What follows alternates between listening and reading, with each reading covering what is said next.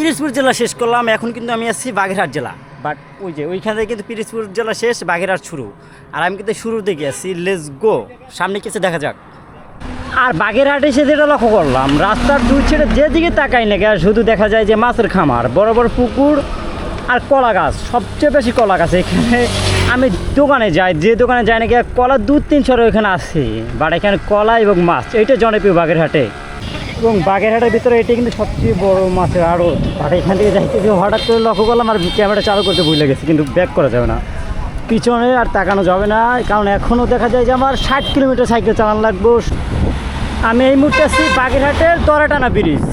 But বলা যায় যে বাগেরহাট মানুষের কাছে এটি একটা ছোটোখাটো একটা পর্যটকের স্পট। বাট ব্রিজকে আবার কিন্তু নতুনভাবে কিন্তু রং করা হয়েছে, এই কারণে কিন্তু দেখতে আরও সুন্দর লাগে।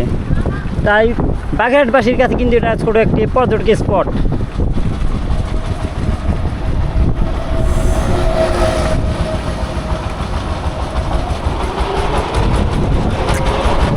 এই জায়গাটা কিন্তু বাগেরহাটের একটি প্রশাসনিক অঞ্চল। এই যে জজ আদালত, বাট কারাগার, তারপরে এটাকে বলা যায় যে একটা প্রশাসনের আড্ডা। এখানে সমস্ত কিছু কিন্তু এক স্থানীয় বাগেরহাটে, এটা বলা যায়। কিন্তু বাগেরহাটের circuit house, but Pirojpur circuit হাউসের সামনে দিয়ে চলে যাইতেছি, আবার এখন বাগেরহাটের সার্কিটের দিকে চলে যাইতেছি, থাকা হবে না আর।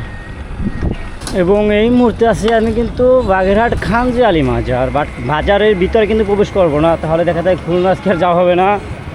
এবং মাজার নিয়ে কিন্তু আমার বেশ কিছু ভিডিও করা আছে। বাট এখানে যদি আপনি আসেন, এখানে যে পান আছে, পান না কিন্তু যাবেন, এখানে অনেক বড় বড় পান পাওয়া যায়।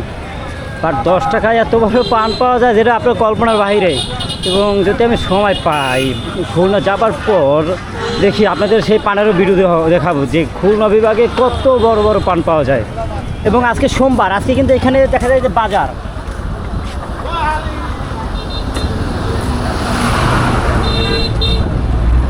অসংখ্য পরিমাণে কিন্তু শাকসবজি নিয়ে এসছে।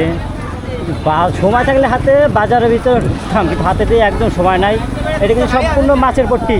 এবং বাগেরহাট জেলায় কিন্তু সবচেয়ে মাছ বেশি, চিংড়ি মাছ হয় যে সাতক্ষীরা। বাট চিংড়ি মাছের ভিডিও দেবো কালকে আমি যাবো সাতক্ষীরা। এবং আজকে বাগেরহাটের দৃশ্যটা দেখা, এটা কিন্তু বাগেরহাট যে মাজার আছে সেই মাজারের একটি বাজার। এটা ছোটোখাটো একটি বাজার, দেখতে কিন্তু খুবই বড়, সবাই বলে ছোট একটি বাজার।